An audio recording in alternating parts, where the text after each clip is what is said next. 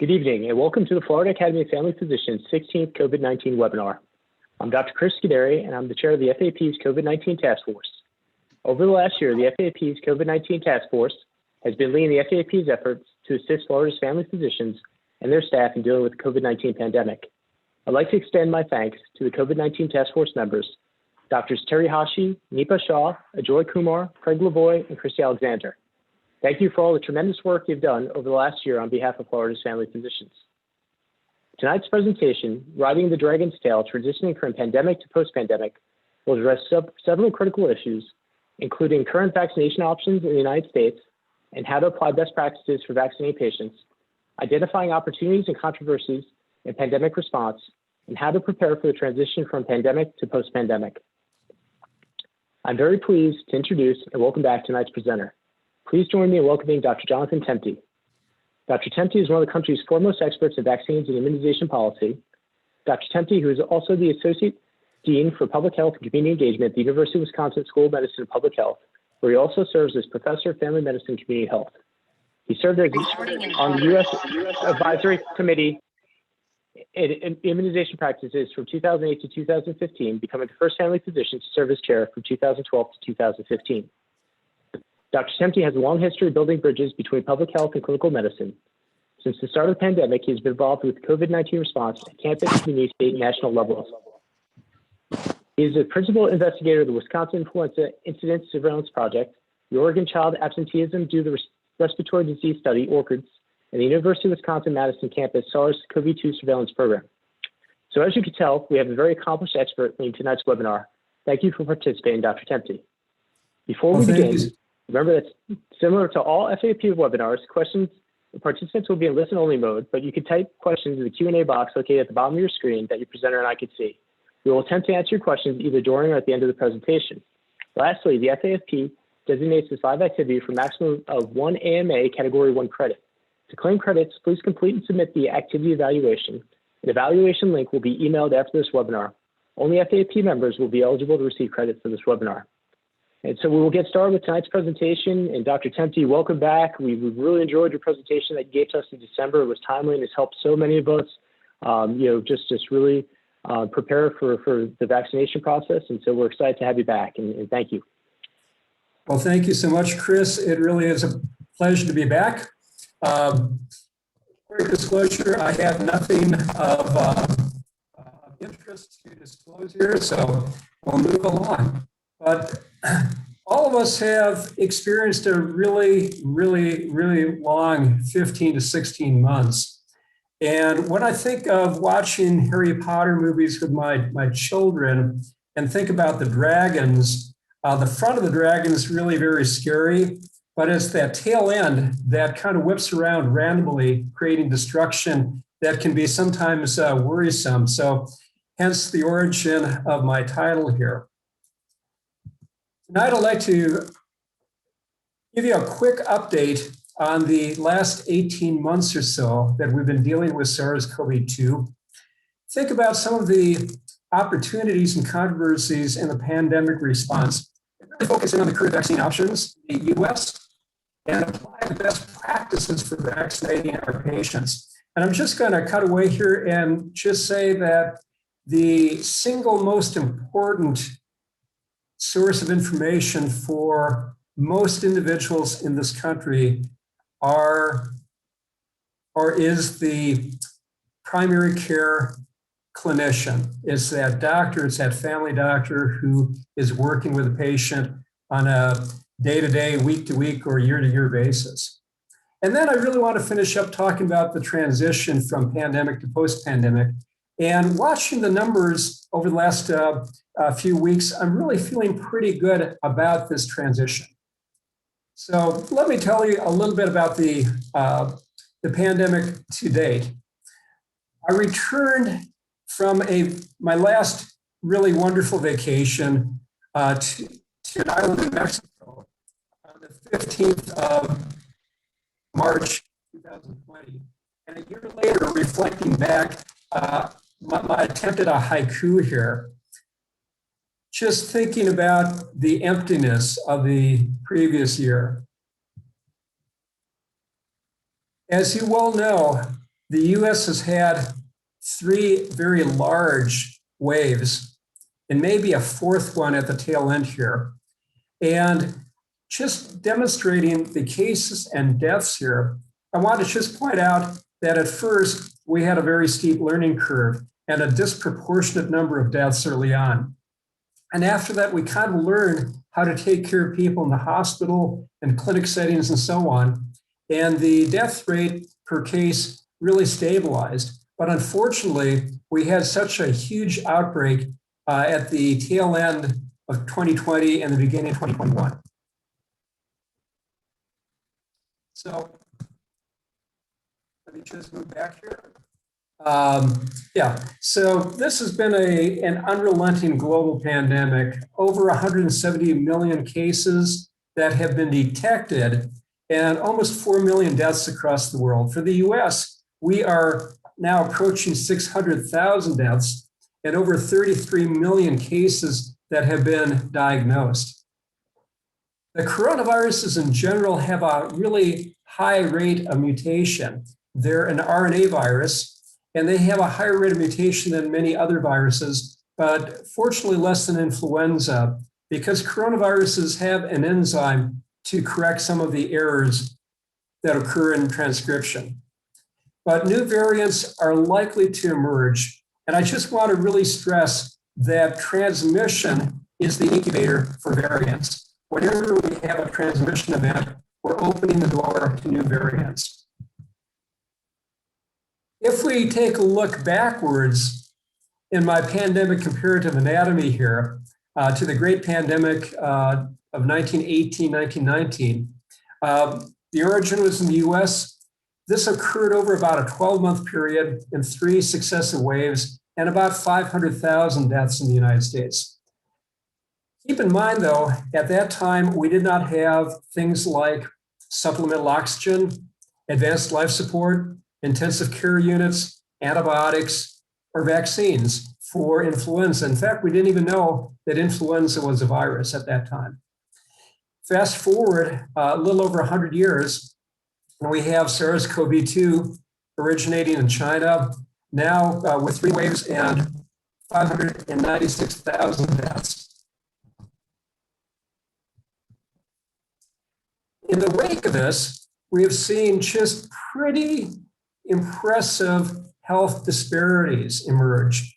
So unfortunately, in 2020, COVID-19 became the 3rd leading cause of death in the United States. And on average, every woman and every man lost 1 year of their lifespan. Unfortunately, however, this was not shared equally. So Black men on average lost 3 years of life. Latinx men lost 2.4 years of life, and Black women lost 2.3 years of life. Let me just now move into a little bit of the theoretical framing and ways to think of this outbreak. When we look at various things we have done to combat the outbreak, we oftentimes, I like using, especially coming from Wisconsin, the Swiss cheese model here. Hey, With Dr. multiple, Temte, yes. this is Jay Milson. Is there any way that you might be able to try your headset? We're getting a lot of feedback and static with the. Okay, let me try.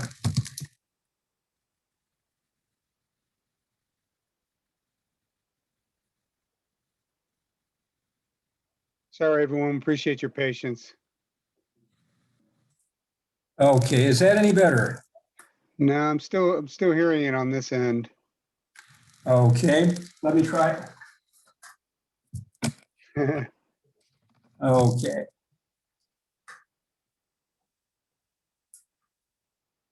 And I'm texting other staff members. They're hearing the same thing, so it's not just me. And what? Can you hear me now? Yeah, still getting static. So I guess we'll just continue to try. What I could do is sign out and sign back in.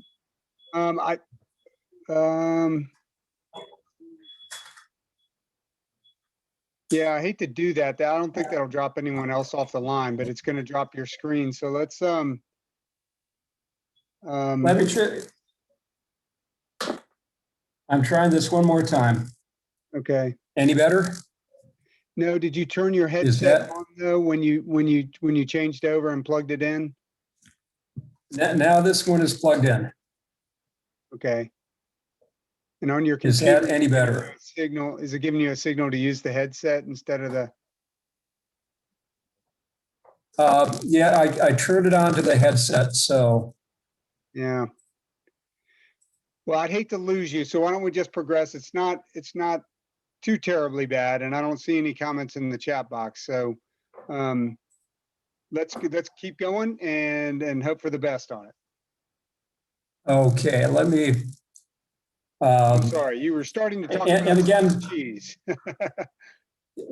Talking about Swiss cheese here. So again, my apology for the connections. I should be on a good cable connector in my office here, but such is the age of remote work. But we look at multiple ways of dealing with this, including those things that are the public health mitigation efforts, the distancing, masking, hand washing, and so on. And then we look at other things such as quarantine, isolation, and vaccines. And not any one of these is sufficient, but they all work together. And when we start looking at the combination of things that lead to immunity, we typically look at natural immunity that we acquire from infection and recovery, and we look at vaccine-induced immunity. And our attempt is to achieve the herd threshold or the herd immunity threshold. And initially we thought with this virus, it should be about 60%. So hypothetically, if 25% of our population was infected and recovered, we need an additional 35% from vaccine. With the advent of really effective vaccines, such as 95%, we can calculate what the vaccine uptake would have to be to achieve that immunity threshold. And originally it was about 38%. But as we move on, we find that variants have emerged. This is a genogram or a family genetic tree of coronaviruses. And just pointing out the emergence of the B117 strain from the United Kingdom. And shown a different way that over the last 3 to 4 months, it has grown to be about 3/4 of our cases. So this variant was able to move in and take over very, very quickly. This variant is also more transmissible. And one way to look at this is if we look at transmissibility in terms of number of new cases per existing case, or the basic reproductive number, and then calculate what the herd immunity thresholds should be, we get a relationship that looks like this, that as the basic reproductive number goes up, our immunity threshold has to go up. And if you look at the black dot there, that shows what we used to think for SARS-CoV-2, needing about 60% herd immunity. Well, if the transmissibility goes up, it forces our hand and requires that herd immunity to go up likewise. And so going back to this diagram, we're now looking at perhaps a herd immunity threshold of 80% to bring the pandemic into check. And this means our vaccine uptake has to be close to 60%. Well, a couple other thoughts I really want to convey to our audience here is we tend to, unfortunately, think of the population as homogeneous. And so we start talking about transmission risk for the basic reproductive number of 2.3. And we look at compliance, we look at consequences. But in fact, our population is in many different pockets. And in the very simplest way of breaking this apart, I'm going to look at a high transmission risk group and a low transmission risk group.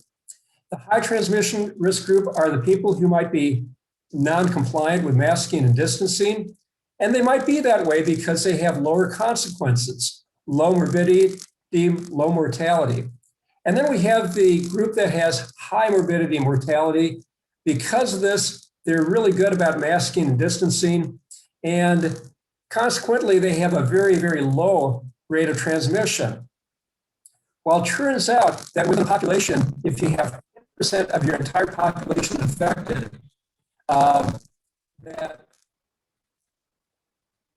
we then think that if we're laboratory confirmed, most estimates are if you take that number times 3, you get the true rate of infection. But in this case scenario, 90% of the cases occur in the high risk of transmission group and only 10% in the low risk. And what that means is that in our population, 54% of our population are in the high risk group are infected, and only 6% of the people in that low risk of transmission group are infected. And there's a silver lining here because, let me just step back here. We have really good evidence for this. This is from our University of Wisconsin surveillance program. And across now, basically 40 months, we've documented a total infection rate in faculty, staff, and graduate students of 1.4%. At the same time, our student body, UW campus students, undergraduate students, had a rate of 40 to 50%. So really, these things do occur. And the silver lining is this, that individuals in that low risk of transmission group tend to become vaccinated much more highly than people in the high transmission risk group. So what we have is a situation where you have some people who have natural immunity, and you have some people who are getting immunity through vaccination. It looks like the long-term benefit of natural immunity is about an 80% protection from reinfection. And the real-world protection from vaccines is about 90%. So let me just translate this into Florida right now. Your state currently has about 50% of the residents have now received at least one dose of vaccine, and almost 40% are completely vaccinated. That's really good news.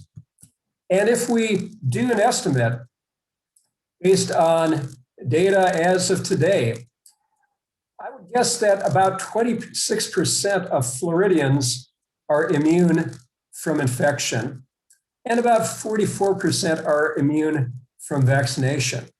And because we have some overlap in these groups, one can kind of surmise that somewhere between 55 and 60% of your population is protected. So you're well on the way to herd immunity.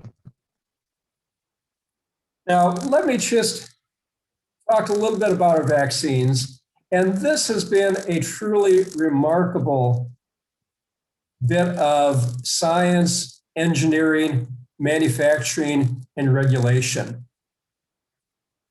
The first COVID-19 vaccine received authorization less than 6 months ago on December 11th, 2020.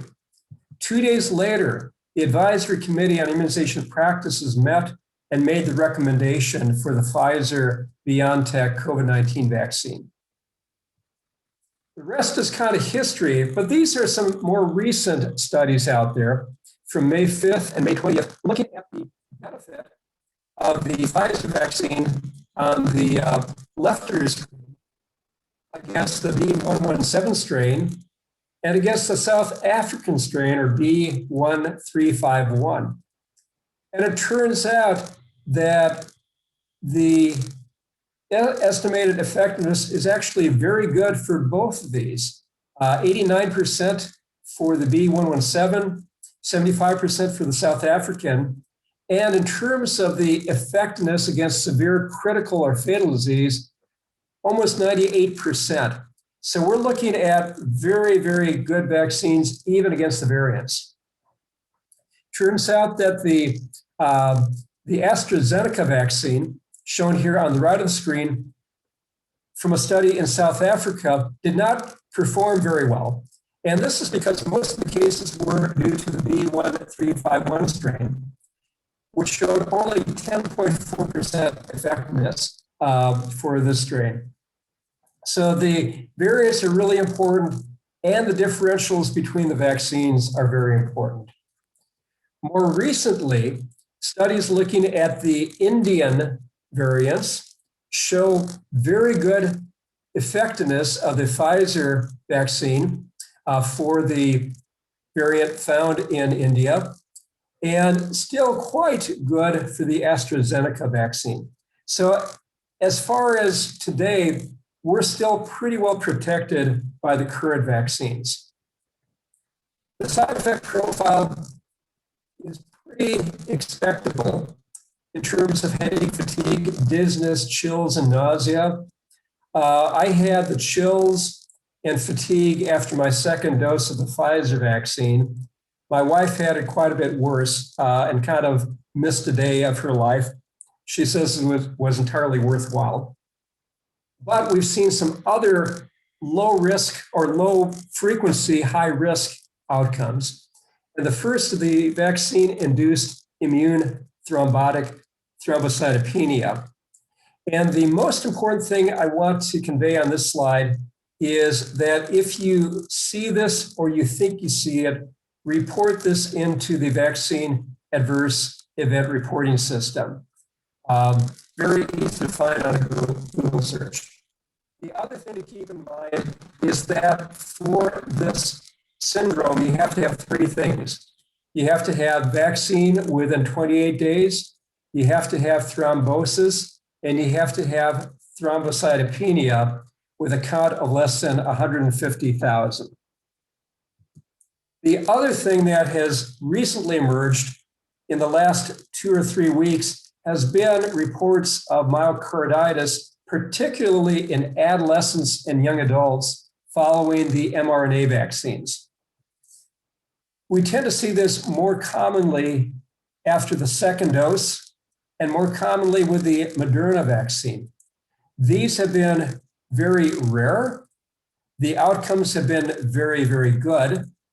They're seen more in males than females. But just be aware of a young person presenting with chest pain or shortness of breath in the first 2 or 3 days after vaccination, and just have the alertness to recognize this. The vaccine distribution initially was very chaotic. I like this slide though, because it shows primary care providers in the middle of everything. We're really important, especially going forward as we're getting more and more into physician offices and into communities. The good news is vaccine is flowing, but the bad news is vaccine is starting to slow. We find that things peaked out in mid-April and have been slowing down ever since. What this means is the projections for when we might get to a herd immunity, or at least a 70 or 80% vaccine coverage, keeps on changing. The current estimates now are for October for that 70% milestone, but there has been a lot of talk in terms of accelerating this through incentives, lotteries, free beer, and other things like that. So in the works out there, just to be aware of, is very likely the Pfizer vaccine will be submitted for the biologics license application this month, with this becoming a licensed vaccine in early autumn. The Moderna vaccine for age 12 through 17 will be submitted this month for emergency use authorization. And this vaccine has been 100% effective per the company reporting of their data. There's a possible BLA for the Moderna vaccine also in June with licensure in mid-autumn. Possible BLA for the Johnson & Johnson vaccine this summer, and possible new submissions for emergency use authorization for the Novavax and the AstraZeneca vaccines this summer. So we have a lot to work with. So let's talk a little bit about how we can do a little bit better with vaccinating our patients. And I take us back to the National Vaccine Advisory Committee work group on adult immunization practice and a publication that came out in 2013. But the 4 steps for enhancing vaccine practice, and this was centered on adults, but it's important for children as well, but to assess immunization status of all the patients at every clinical encounter, whether it be face-to-face, virtual, telephone encounters. Just make sure you keep that information up in front of you. Strongly recommend the vaccines that the patient needs. And it's not only COVID-19, but it's all the other vaccines that have been put on hold over the last 15 months. It's really important to go into detail how the vaccines are very effective. I think it's really important to really emphasize that COVID-19 is not a respiratory infection. It is a systemic infection. And the whole body effects are what make this particular virus so incredibly devastating. Administer the vaccines at your practice, or if you don't have them, make sure you refer your patient to a vaccination provider. And then finally, document. Make sure you're documenting in your state's registry if you have one. Follow up, confirm that patients received the recommended vaccines you referred them out to get. So I think these are 4 steps that are very important. And one of the good pieces of news lately, just from about 3 weeks ago, is the CDC is now allowing co-administration of COVID-19 vaccines with any other vaccine. Keep in mind that you should be using different injection sites. And if you're providing a patient with one of the vaccines that we already know will cause a local reaction, such as the tetanus toxoid containing vaccines and adjuvanted vaccines such as Shingrix, use different limbs, and that will help you to identify local adverse events. I'm going to move into discussion of the end of the pandemic and the aftermath. And this is a photo of my wife's yoga studio that was shut down for 14 months because of the pandemic and is now opened up again.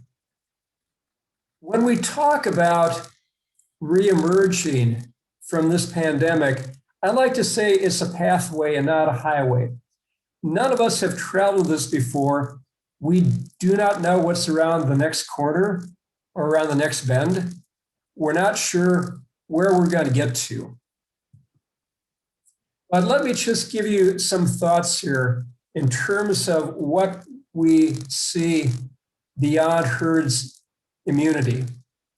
First of all, this is a global pandemic. And even though things are looking very good in the United States at this time, and in some other developed nations, there is still a great deal of transmission, of morbidity and mortality going on across the world. The estimates of the number of deaths, many experts are saying multiply that by 3 or 4 to get the real number. But this is a global pandemic, and as I said before, every transmission event is an opportunity to create a new variant. And so until we have this under control everywhere, it's not under control. Second, it's very likely that revaccination is going to be necessary moving forward. This may be due to waning immunity. It may be due to those variants that escape the vaccine-induced immunity. What we know right now is the vaccines are very good over about a six-month period. But will they still be good at a year or 18 months? We just don't have that experience yet. Third, we really need to watch the other SARS-CoV-2 variants of concern. And these are emerging, and there's a whole handful of now from India, from South Africa, from Brazil, from the UK, and 2 homegrown from California. Fourth, SARS-CoV-2 will likely become our 5th seasonal coronavirus. And we'll likely see seasonal and year-to-year ebbs and flows. The 4 other seasonal coronaviruses really like wintertime. In Wisconsin, we tend to see them in October through April, and they tend to go away during the summertime. So we don't know what we're going to see with SARS-CoV-2 when we get into the autumn and winter months. There's always the possibility of other coronaviruses as well. Let me just share with you some fairly recent information. This was in Science about 2 weeks ago, talking about 2 additional coronaviruses. One appears to have emerged in 2017-18, where there are specimens from 8 children who were hospitalized with pneumonia in Malaysia and found to have a coronavirus very similar to one found in dogs. In another case, or another episode, 2014-15, there's evidence of a pig coronavirus that infected people found in serum from children in Haiti. So coronaviruses are a very large family of viruses. They infect all sorts of different species and can easily leap into humans. The other thing just to mention is the possibility of changing climate, changing habitat, and changing human populations that bring into collision humans and coronaviruses and other species. Moving on, number 5, we might find masks becoming much more commonplace during the respiratory virus season, particularly during things like influenza outbreaks. Even though in Wisconsin our mask mandate has been suspended, healthcare facilities universally are still using masking for patients and for their staff. And I anticipate in the future, we'll find that these are effective tools and will come into utilization, particularly in healthcare and perhaps in schools. Number 6, other reactive mitigation measures may be employed. So things like preemptive and reactive school closures, which, as it turns out, were very, very effective early on in the pandemic. And then finally, I really want to spend a little time talking about the attention that we have to provide to the negative long-term consequences and the collateral damage of COVID-19. The post-acute sequelae of COVID-19, or PASC, affects a broad number of patients regardless of severity of their infection. And we're finding that is being a very significant outcome. I have to say that I saw my very first case of this early in the pandemic, probably back toward the end of April last year, with a woman who had come down with COVID, and seen her about 6 weeks after, and she still had a rapid heart rate of about 110. She had severe fatigue, she had recurrent headaches, and she had a persistent low-grade fever. We just didn't have a name for it at the time. And this was a woman in her early 40s who was very active, very healthy, was used to biking to work every day, 8 miles each direction. And she was now reporting that she would have to lie down in bed after taking a shower because that was so exhausting. We have seen a spotlight from this pandemic on health and healthcare disparities. COVID-19 hit different communities differently and really helped to underscore the severe disparities we do have in our health system across this country. Neglected healthcare. If I were to ask for a show of hands, the number of us in the virtual room tonight who have put off something, for example, I put off my colonoscopy for way too long because of the pandemic. There's so much preventive health work that needs to be done in catch-up. There has been great economic and emotional devastation. Keep in mind also that in this nation, we have an estimated 40,000 children under the age of 18 who have lost a parent during COVID-19. This does not account for guardians or grandparents or other close family members, but just parents. And then finally, the acquired behaviors, the weight gain, less exercise, more alcohol, less socialization that many of us have been guilty of. Just a word on the disparity here. This is a wonderful graphic from the New York Times that shows counties, each of the circles is a county in the United States, grouped into three major groups based on social vulnerability, from the most vulnerable to the least vulnerable. And as you can see, the immunization rates follow the vulnerability. Those counties that are most at risk from social determinants of health have the lowest rates of vaccine. I point out with the arrow my county here in Wisconsin that for a time it led the nation in terms of vaccine coverage, and we're still pretty good. But it really makes a difference in terms of where you live and who you are.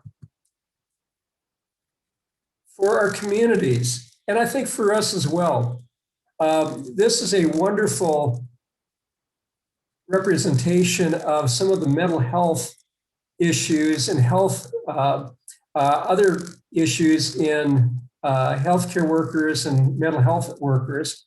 I'm looking at the pre-disaster, during the disaster, and the aftermath.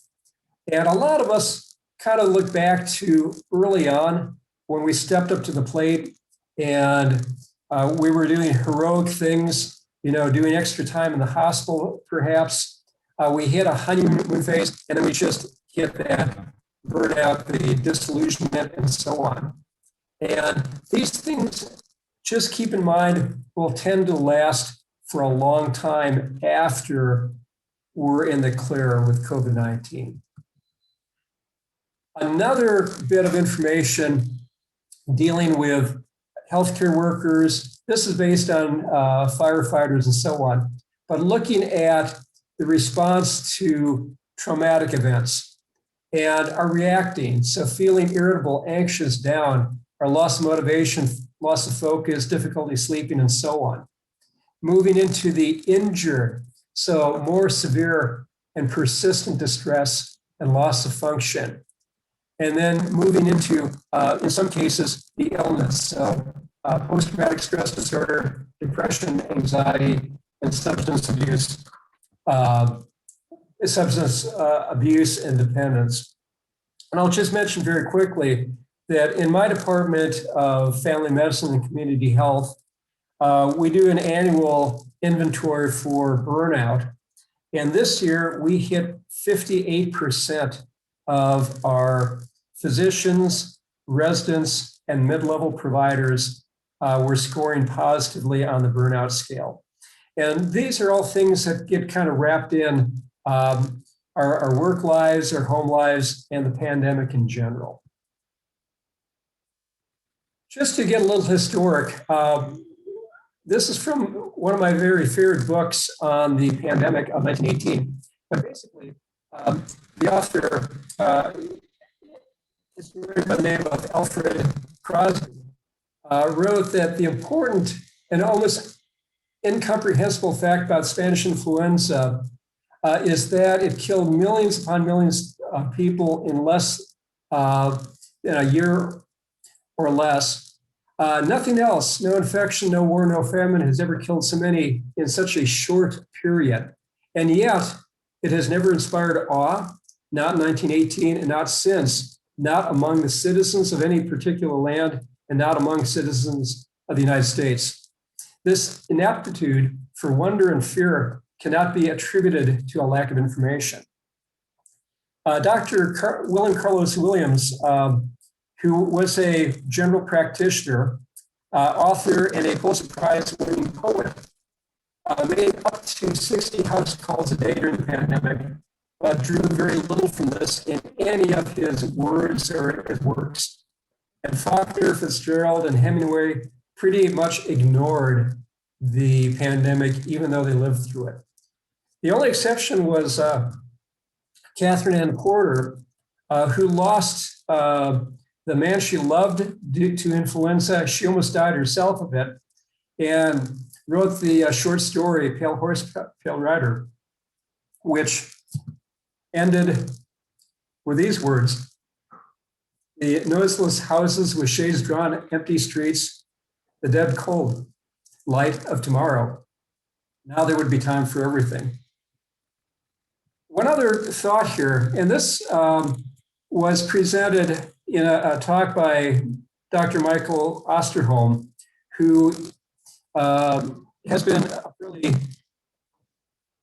quoted commentator and an infectious disease specialist on the pandemic. He's up at the University of Minnesota. He actually graduated from the same small liberal arts college that I did about 5 years before, and is a friend of mine. But was talking about an advocate for schools and children. And Teresa Snyder wrote that when children return to school, they will have returned with a new history that we will need to help them identify and make sense of. They have endured a year that has had no parallel in modern times. And furthermore, our job is to welcome them back and help them write that history, create them with art supplies, writing materials, music and dance, and so many other avenues to help them express what has happened or happened to them in their lives during this horrific year. So I'm going to just finish up with one final thought, and this is from something I wrote back in November of 2020, that the pandemic of 2020 is not going away soon. It will continue for months. And as we transit with it, we will become part of it as it becomes part of all of us. Through this time of wonders, as well as pain and loss, it's important to remember the importance of beauty and of human touch. And with that, I'll stop. I'll apologize for the bad connection here. I hope that you were able to hear most of it, and I'm open for any questions you may have. So thank you so much for your time and your attention tonight. Excellent. Thank you, Dr. Temte, again for joining us, and thank you to the audience for just staying with us. And we have a couple of very good questions from the audience that were submitted earlier, and then some submitted during the presentation. So the first is, I wanted to inquire, I want to get COVID vaccines in relation to having had COVID. There's no real consensus. Should we tell patients 1 to 3 months? Also, apparently some medical providers are telling patients to wait until the COVID antibodies are gone. I've been encouraging patients to get the vaccine, but want some input on this. Any word on our long haulers and workups available for those still short about severely fatigue, et cetera? So many very good questions here. The thing to keep in mind is that with timing a vaccine after infection, you want to give enough time that you lower your reactogenicity. So what we find is that people who've had COVID-19 who then get one of the vaccines tend to react like they're getting the second vaccine in a series. They tend to have more of a reaction. As far as we know, good immunity lasts for at least 3 months or 90 days. And so during that period of time, people are pretty well protected. I have been using, and our health system has been using kind of a guideline of, well, you can do it at any time, but we would recommend at about 90 days to get started after that known case of COVID-19. In terms of the antibody, there unfortunately are no good standardized antibody tests out there, so you don't really know what you're getting. And so there's really nobody who advocates in using antibody assays as guidance for getting vaccinated, or even to assess whether or not the vaccine had any effect on you. Some of the serological tests are based on a nucleoprotein and has absolutely nothing to do with spike protein. So just be very cautious in ordering and interpreting serology. And then in terms of the long haulers, boy, that is a big problem. And the current guidance is that, well, first of all, there's no specific therapy. There are rumors out there that some people do better after being vaccinated, but we don't have any good randomized controlled trials on that. The best approach is to look at this as a constellation of symptoms and the diagnostic testing, for example, CT scan or pulmonary function testing or echocardiogram should really be based on a very, very thorough history, physical review of systems and so on. One of the things that I just read from Mayo Clinic proceedings is that across the board, most of the patients with significant long hauler need physical therapy. They need occupational therapy, and they need kind of that mental rehab as well. So, working, just try to get back in that normal state of mind. But it really is going to be a long haul for a lot of people. Thank you. And our next question is, what more than universal precautions should we take for office patients? What if they are 12 or under and have not been vaccinated? Well, definitely we're going to be in the situation with 12 and under not being vaccinated for many, many more months. And I'm a little bit concerned about what happens when kids go back to school this year and we're kind of post-pandemic, but SARS is still in circulation. And we might not be so anxious to go back to masking and distancing. And in my mind, schools are such a great generator for respiratory viruses. So when we start looking at precautions, it really depends on the setting. So I think going forward in our clinical settings, I think we're going to really be continuing with masking and distancing for quite some time. Again, really, it's important to emphasize the benefit of vaccination and keeping in mind that at any one time in the United States, about 10 million people are immunocompromised out there. And they're going to be more concentrated in our waiting rooms, our exam rooms, and our clinics and our hospitals. And so even for people who are vaccinated, if you're immunocompromised, the vaccine just is not going to have the same level of take. We know this from looking at other vaccines that depending on what category of immunocompromised you are, you might have as little as 15 to 20% vaccine-induced immunity. So really taking the standpoint that whereas people are safe, there are still going to be vulnerable people out there, and we really have to emphasize the safety for those individuals and their practices. As in terms of anything else, I think that's going to be mainly it. Again, really emphasizing as much coverage with vaccine, but still in certain circumstances where you're around vulnerable people, being extremely careful and safe. Excellent. Thank you, Dr. Temte. For the next question I have, what is the guidance regarding people who are coming to the USA who've had their vaccines in other countries, especially those coming from South and Latin America, the Middle East, where they receive vaccines not approved in the USA? Does antibody testing play any role in these patients? Yeah, again, here, this is where the problem lies with the serological tests out there. There are so many different tests approved, but they will go after different targets. And we can't really use those for a determination per se of immunity. I think first and foremost is making sure that they received the full vaccine schedule for whatever vaccine they got. So for example, for the AstraZeneca 2 doses, if they received it in a different country. If they're under vaccinated, it's always reasonable just to start anew here with whichever vaccine you have available or have a preference for.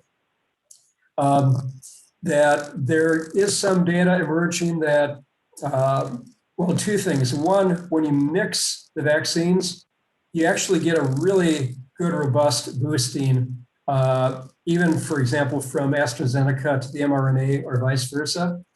So you do get that boosting, but you also might get a little bit more reactogenicity with that second dose. So just keep that in mind.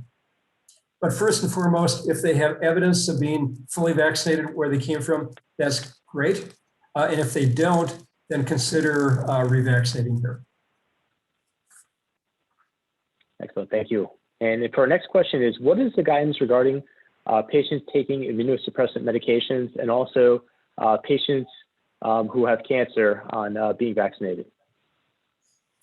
Well, again, the people who are immunocompromised are, number one, more vulnerable to COVID-19 infection. Number two, have less of a generalized vaccine response in general. And what we know from the COVID-19 vaccines, they have a less good response to the vaccines.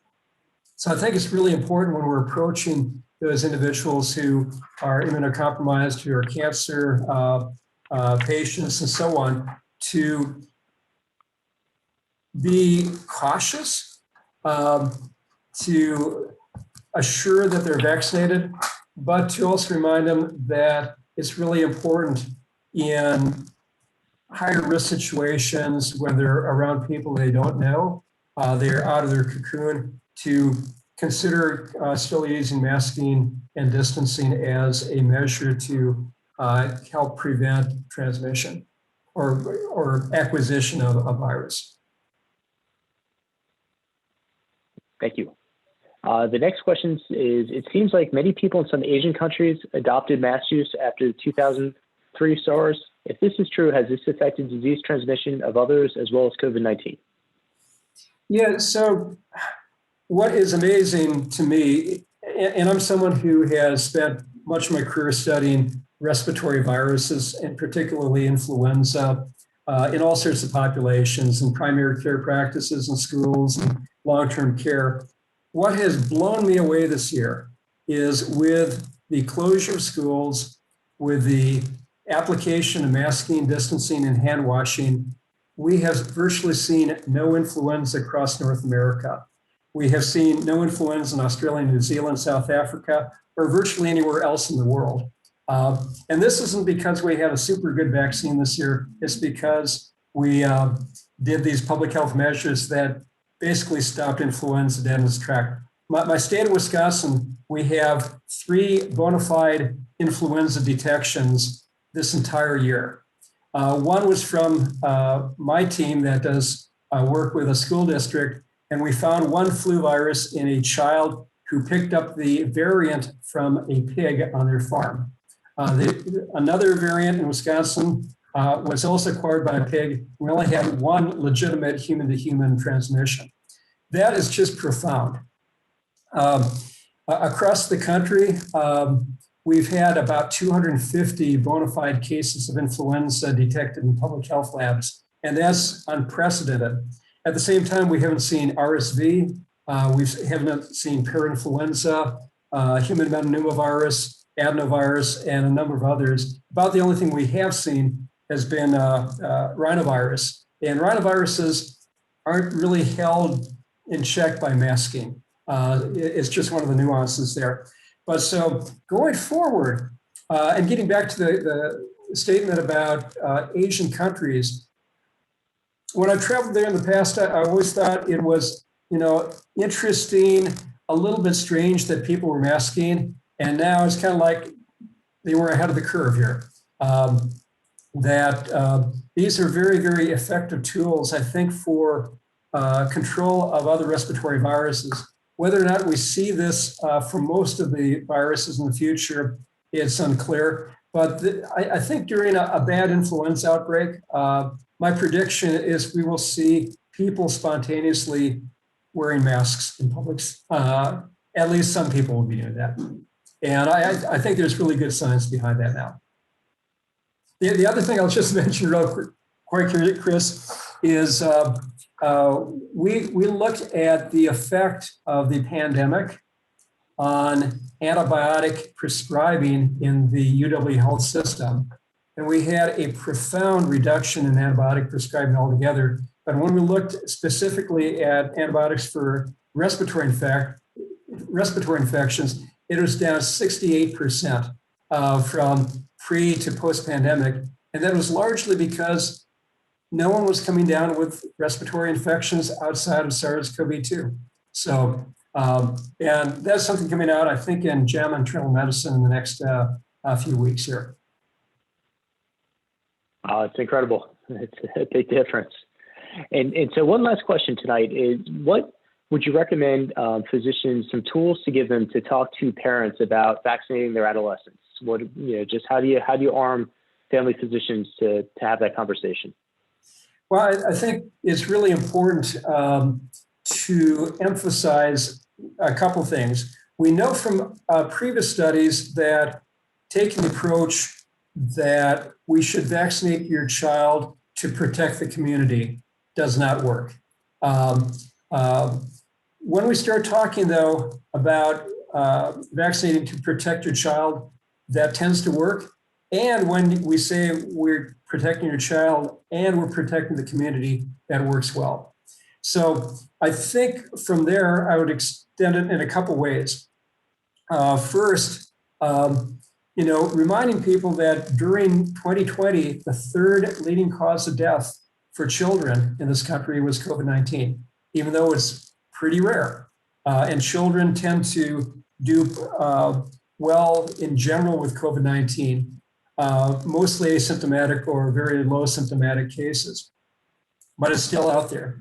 And number two, talking about, well, who in your family and who in your friends is your child around and who might be vulnerable out there. And if we can protect your child, we can protect the people in that sphere around the child.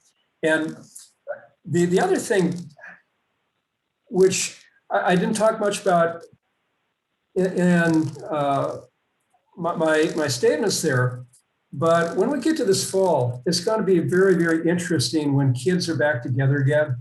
And we start seeing the garden variety cough with fever, cough, sore throat, cough, runny nose, cough, shortness of breath. We're all going to be going, oh my God, is this COVID-19 or is this something else? And I anticipate this fall is going to be pretty when it comes to the potential of respiratory infections in young people. So as vaccine becomes available, trying to get it out along with all those other vaccines are going to be very important.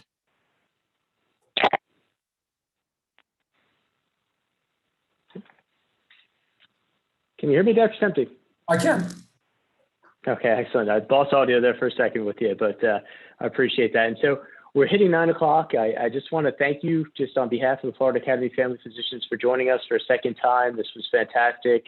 We've really, the family physicians of Florida greatly benefited from your expertise. I think it's been a game changer for us, in December and in this presentation tonight on just, hopefully seeing the tail of the pandemic. And so we just want to thank you on behalf of all of us for just joining us and for educating us and for all the work that you've done to help, just our patients around the world. We just want to thank you. So we really appreciate you joining us.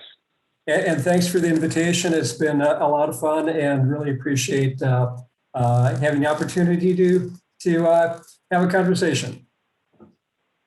Excellent. Well, we greatly appreciate it. And I'd also like to take this time and just thank, just in the background for all these COVID webinars. There's been a great team behind us, and Jay Milson and Adam Beamer and Jennifer Young and Deborah Walker and the team at FAFP has just done an amazing job. And so just want to thank each of them for the great work that they've done. We just want to tell everyone, just thank you for joining us tonight. And do not forget to continue to visit the FAFP website, fafp.org, for late-breaking information concerning the COVID-19 crisis, and to listen to any of our past webinars, including Dr. Temte's previous vaccine webinar. It was fantastic. And as always, we appreciate the work that you, as family physicians, are doing on behalf of your patients in Florida and across the country. And until we connect again, good night, be well, and stay safe. And just thank you, everyone.